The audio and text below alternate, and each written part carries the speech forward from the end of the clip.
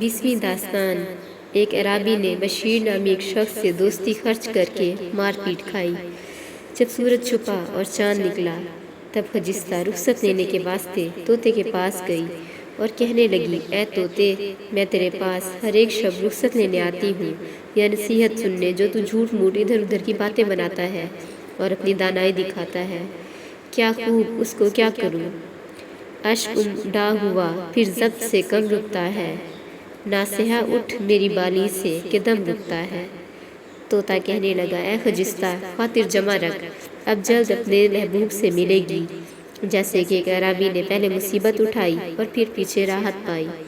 اٹھاتا نہیں جب ملک کوئی رنج، تو ملتا نہیں تب تلک اس کو گنج۔ یہ سخن سنتے ہی خجستہ نے کہا کہ اے طوطے، تیرے منہ میں شکر، میں واری، وہ کیوں کر مجھ سے ملے گا؟ سچ کی مثل مشہور ہے، آسا جیے نراسا مرے۔